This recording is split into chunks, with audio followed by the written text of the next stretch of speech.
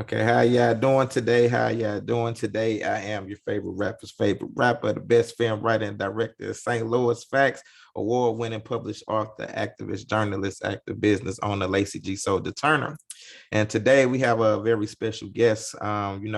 He served in the city of St. Louis and St. Louis County Health Departments as the health commissioner, director of health, and director of communicable disease vector veterinary programs, and now is the CEO of Cure Violence Global. We got Dr. Fredrick Echols. Welcome to the platform. Thank you for having me. It's a pleasure to be here. You're most welcome. So my first question to you, where were you born and raised, and how was your upbringing? Didn't expect that question. So I was born and raised in Atlanta, Georgia. I was born at Piedmont Hospital on Peachtree Street, and my upbringing is pretty interesting. So it's a very traditional upbringing in the respect that a lot of my time was spent in church. So my family was Pentecostal. So my grandfather was a pastor. My dad was a minister. So we spent a lot of time in church. And then, but for the most part, I was raised by my mom. So my brother and I were raised by my mom in a single parent household. So she really made it a point for us to be engaged in church, just as a way to prevent us from getting connected to the wrong crowds and, having a life that was, limiting our exposure to those things that could really have a detrimental impact on our lives. Okay. So I know you spent some time in St. Louis. So for people who haven't been to St. Louis, what can you tell them about the city? Because we always get the bad rap and everything.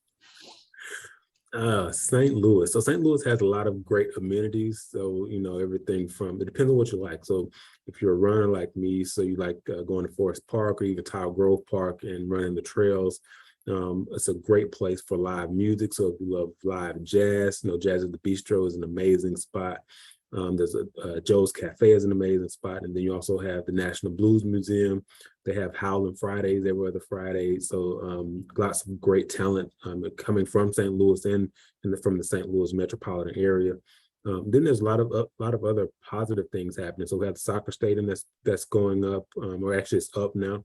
So I believe the season is going to start either in 2023 or 2024. So that's going to be really great. Lots of other attractions. So you have the aquarium, you have the wheel, you have race car activities right across the river in Illinois. There's a ton of things to do in St. Louis. I think one of the challenges with St. Louis, though, is oftentimes events and different things aren't marketed very well. And so unless you're in the in crowd, sometimes you can miss opportunities that are to participate in different events that are happening. But St. Louis has a lot to offer, especially on the live music scene and even in fine arts. So the Muni has great plays that they put on every year. And I believe the season is going to be starting here pretty quickly. So that's, again, lots of great things happening in St. Louis. Okay. Yeah, I heard it from the doctor himself. He dropping jewels. Oh yeah, come to St. Louis. So Mr. Dr. Echols, could you give the audience some insight on your education background? Sure. So I was born and raised in Atlanta, Georgia. So I went to Clark Atlanta University, in a historically Black college and university, and I achieved my Bachelor's of Science there, and my focus was pre-med. While I was at Clark Atlanta University, I was selected to participate in the early medical school selection program at Boston University School of Medicine, which means that I achieved early acceptance, and I spent my summers between my sophomore and junior year, and then my entire senior year taking courses at the university. After completing my time with Boston University, I served in the military. So I was a part of the Health Professional Scholarship Program with the United States Navy. So I gave, in return for them sponsoring me through medical school, I gave time back as a medical officer. And after completing my time with the military, I did some additional trainings with the Centers for Disease Control. One is the Population Health Training in Place program, which helps individuals who are public health professionals really fine-tune their efforts and their skill set as it relates to addressing issues at the population health level. Okay. So as I previously said, you are the CEO of Cure Violence Global. Could you get an audience some insight on what is that about, the organization? Absolutely. So Cure Violence Global is an international organization, meaning that our sites are across not only the U.S. but in other countries. The program was first started back in 2000. So I'm newer to the organization, but the program has been around for quite some time. And over the years, the focus of the program has been really changing the mindset around approaches to violence. For such a long time, the approach that had been identified as a solution for violence was increasing law enforcement, increasing criminal justice related assets to address issues related to violence. But what we've seen over time is that really isn't the best solution, because we can increase the number of police officers, we can increase the number of other criminal justice and public safety assets, but unless we change what's happening in community, unless we change the environment of those communities, individuals will continue to see the same outcome. And that's what we've seen. So even with the billions and billions of dollars that have gone into public safety, these issues still persist. And so changing the mindset from that of a criminal justice framework to a public health framework is really important. What we found is that in order for us to really change the long-term trajectory of individuals in a positive way, we really need to invest in communities. And we do that by making sure they have access to quality mental health services, quality preventative health services, opportunities for jobs or in jobs and soft skills trainings, and also access to, again, mental and behavioral health services, which impact individuals, especially individuals who are living in communities that have a high level of stress. And that's what we've seen, particularly in the communities that have the highest incidence of violence. And so not taking it, doesn't necessarily include those where the mass shootings occur, but those one-off shootings that occur every day in communities, which in those types of shootings account for the most killings in America and across the world. And so we have to be mindful of what's happening in those environments. And what we've seen, and particularly we look at what happened in the city of St. Louis, so particularly, that North City has a really bad history of having high level of violence. And what you'll see if you look at the history of North City and even North County, there's been a lot of disinvestment, decades and decades of disinvestment.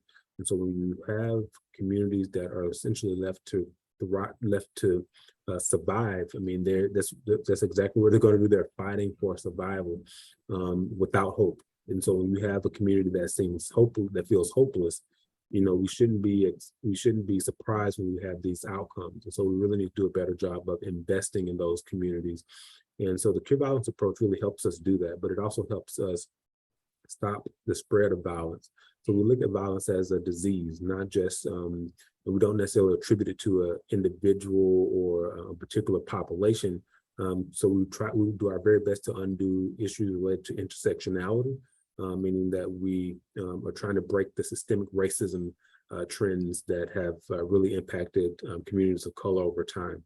And so we look at, by treating violence as a disease, this allows us to really focus on the root cause of it. So by stopping the spread, we hire individuals who are, a lot of them are justice involved, meaning that they've either spent time in jail or in the federal criminal justice system, but we bring them on because they have credibility in those communities, and they're trusted messengers for us. And so I bring them into the fold and giving them and properly supporting them, we're able to really have a positive, help them have a positive impact in those communities that they may have caused damage years prior.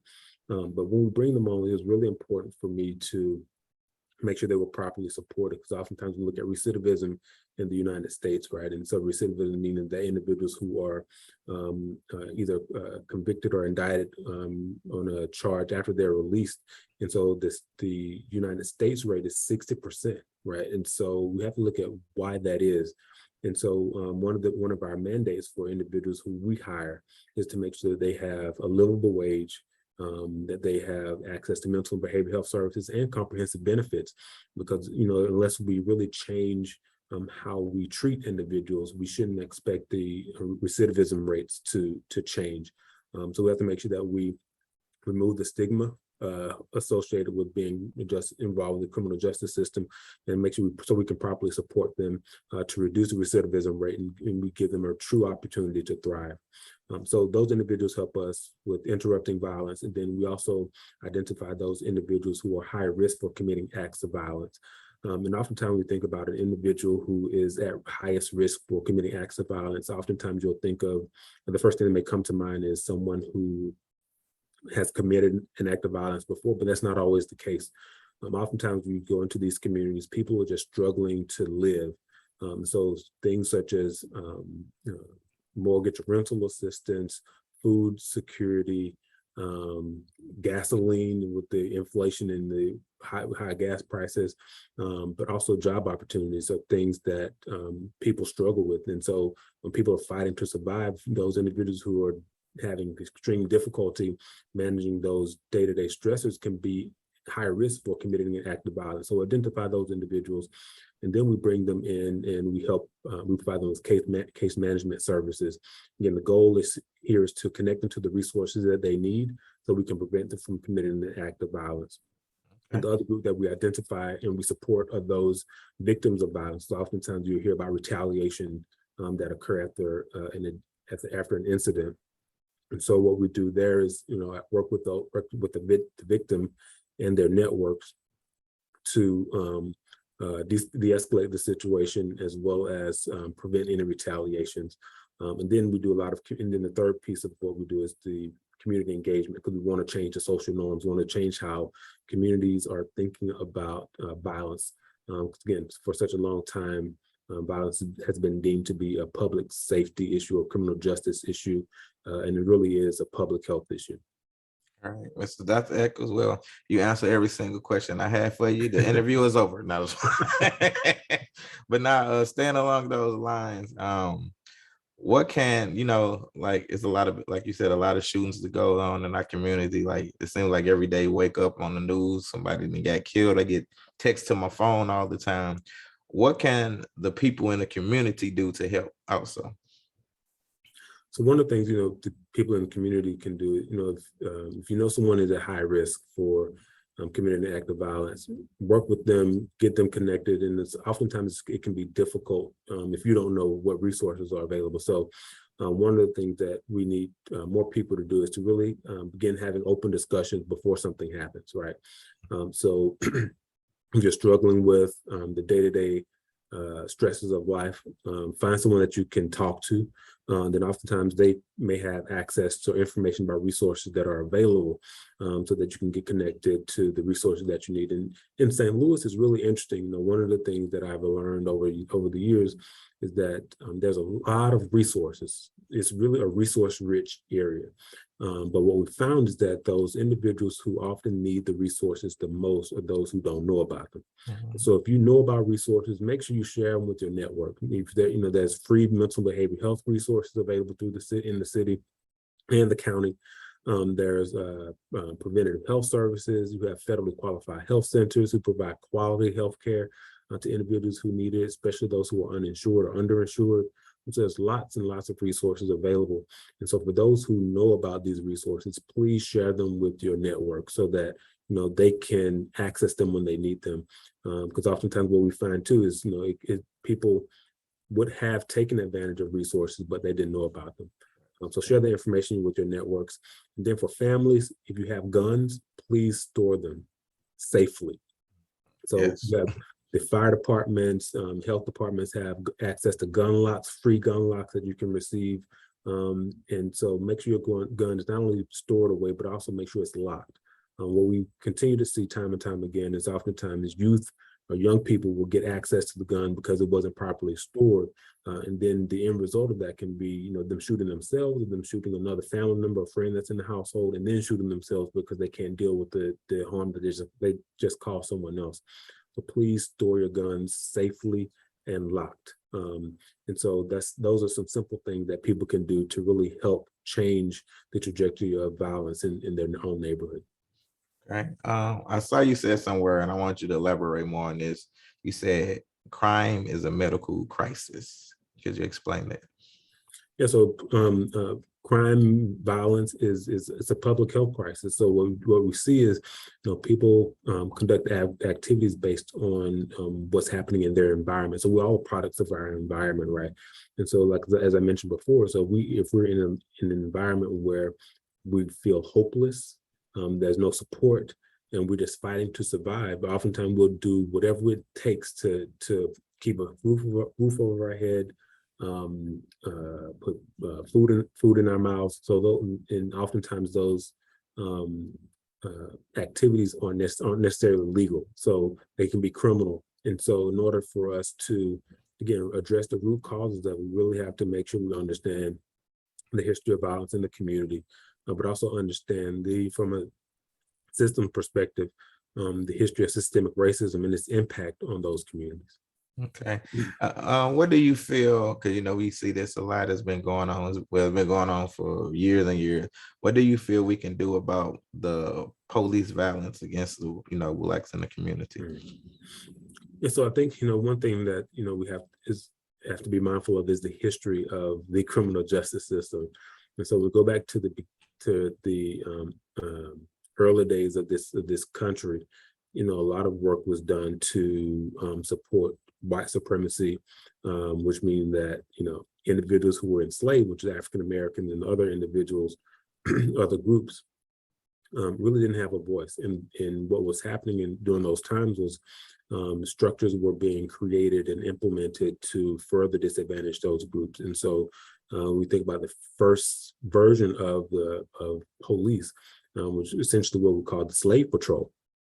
And so, but oftentimes people don't understand that history. And so we know in the African American community, that history, that information is passed down from generation to generation oftentimes. And so there's this distrust with the law enforcement. So even though that we made significant strides on the public safety side, there's still a lot of work to be done. When we think about cultural sensitivity, oftentimes there can be a disconnect between an officer's perception and what's real on the ground. And so by making sure that the law enforcement workforce is trained to implement activities in a culturally sensitive manner is really important, But, one thing that has to be done at the beginning is they have to really see African Americans and other individuals as human. Facts. Right. And so we're not these super beings. No, if you shoot us, we're going to die.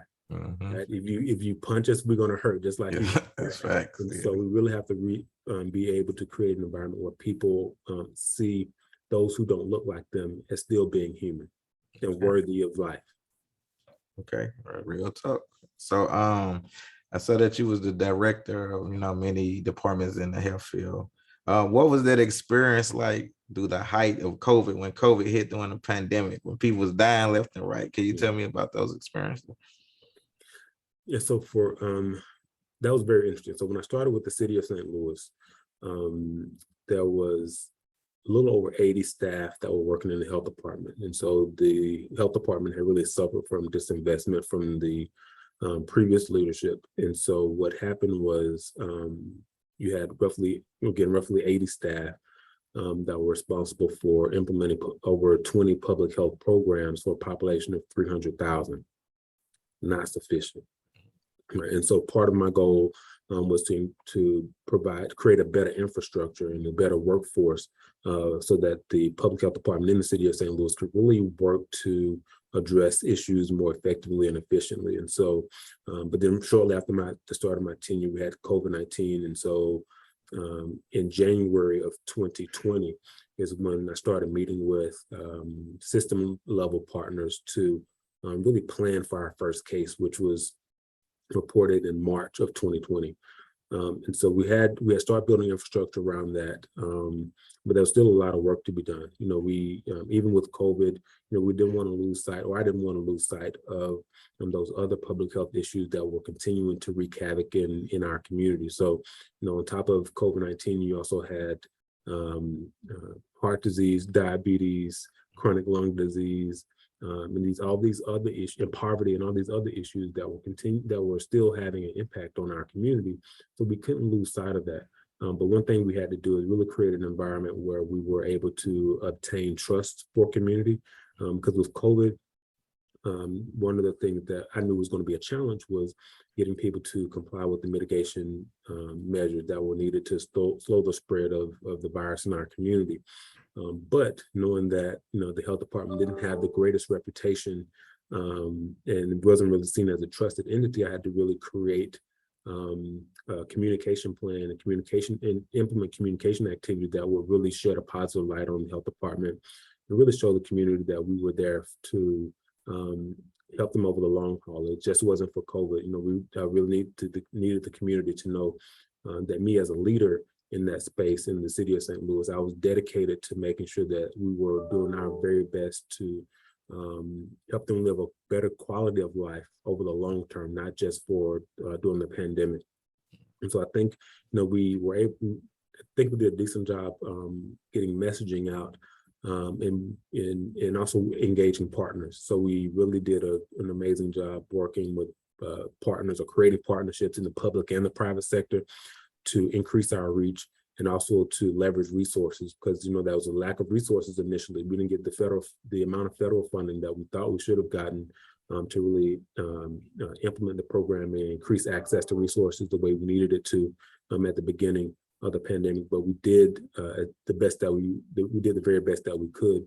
And I think the community appreciated that. The one thing that I was really concerned about was knowing the health inequities and disparities that existed prior to COVID. So I knew which communities were going to be impacted the most. And that was African Americans. When we saw that played out, the first 13 deaths in the city of St. Louis were all African Americans. And so that was something that we really needed to change the narrative on. And so by going against the system, because the system really didn't support us providing African American communities with the resources that they need, we had to change that. And so I'm really grateful for Mayor Cruson and her team for really supporting my request, which was supported by data. And we were able to work with organizations such as Affinia Healthcare and other community-based organizations to get resources to African Americans, particularly those African Americans who were in our most vulnerable communities. One thing I see a lot, I wanted to ask your opinion on this. I see a lot of homeless. It seems like the people don't care about the home. They set up their tents, they try to push them out. What do you think can be done about, rectifying that situation? So homelessness is a critical issue. We know that mental health has a huge role to play there, and as well as substance use disorder. And so one of the things that we have to do a better job of as public health professionals is making sure we don't perpetuate the stigma that has been created for certain populations. And we also have to make sure that we are doing our very best to utilize the resources that are available to us to empower those communities, or to empower individuals within those communities, but also connect them to those services over a longer period of time, so that we changing their life trajectory over the long haul. I think there's a lot of work to do, but it starts at making sure they're a priority. So one of the things I said time and time again over the course of the pandemic was, we have to make sure that we are prioritizing our vulnerable communities, not just during times of emergencies, but day in and day out. That should be our baseline, prioritizing our most vulnerable communities. Otherwise, there will be missed opportunities, and those communities will continue to suffer unnecessarily because of our lack of ability or our unwillingness to make them a priority consistently. Okay. So on your journey, what do you think has been your greatest challenge?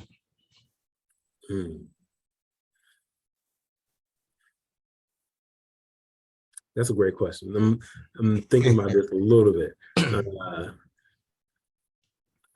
think my greatest challenge has always been maybe pacing myself. When I see so there's always a great need in community. So whether you're in a suburban community and a rural community, there's always a great need because the local public health system has suffered from severe disinvestment for several decades. There's all this low-hanging fruit. So how do we tackle this low-hanging fruit, but at the same time progress the organization to be so that we can advance the way we need to. That's been the biggest challenge. And I think, by creating scopes of work and bringing on individuals, talented individuals who can help lift the workload, that's really helped me. But I'm really pacing myself as an individual on what I want to accomplish in a particular role has really been, I think, my greatest challenge. Most people probably say the politics, and the politics is going to be there. And so when you accept a position that's going to be in the public's light, you have to really accept all of that. And so that's part of the baggage that comes with it. And so I'm grateful for mentors who have helped me over the years to navigate those types of issues. But at the end of the day, we have to be mindful of the legacy that we want to create. And so for me, I know that, my legacy that I'm creating is about empowering, is one that will hopefully empower communities beyond the time my tenure on this earth. And so I just have to be mindful and strategic about how I go about creating it. What would you say has been your greatest accomplishment? I say my greatest accomplishment has been that of a teacher. So oftentimes, it could be getting awards. Awards are nice, but ultimately, what am I doing? My question to myself is, what am I doing to empower those individuals beyond my time in a particular position, or but beyond my connection with them? And so by being a teacher, that really empowers individuals to become life learners. And that's what I've charged all of my staff in every role that I've been in. I've charged them to become life learners, so that we don't just start learning during certain situations, but we are continuing to learn and improve ourselves and gain more knowledge so that we can be more impactful as time goes on. Okay. So what advice would you have for anyone who wants to start their own organization, nonprofit, to help community? You've been doing this a lot now. So what advice would you give those people? My advice would be to really understand what your mission is going to be. What do you know what your calling is on this earth, but also making sure that you have a business plan and it's sustainable, because oftentimes our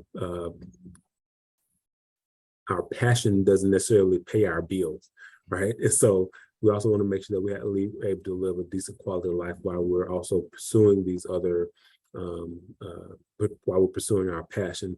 And for some people, it works out. But, for a lot of time, what we see is, people have passion, but that may not be their talent. And so sometimes you have to allow your talent to pay for your passion. And for example, oftentimes, well, not oftentimes, I've seen cases where individuals may be they're great with computers, so they have degrees in computer engineering. And so that may be their talent. They're great with that, but their passion may be community engagement. And so they can use their salary or whatever they want, their income from their computer engineering work to really fund some of the other activities they want to do in community.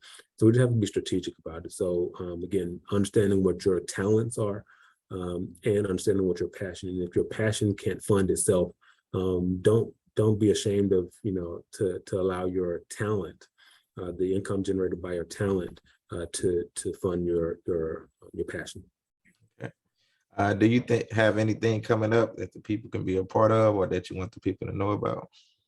We have quite a few exciting things that are coming up. We will be participating in the Medical Firearm Safety Summit that will be in Chicago with some of our medical partners. We'll also be working with the other groups in St. Louis for some events that are upcoming. One is the I have to look on my phone. There's a lot on the people need to hear this. Go ahead. Take your time. I'll play some music.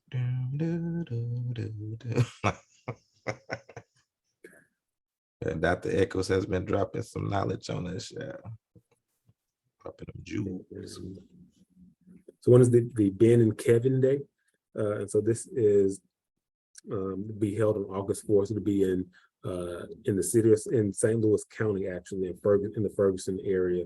And this is the 10th year that they'll be hosting this event. It's an anti-violence event.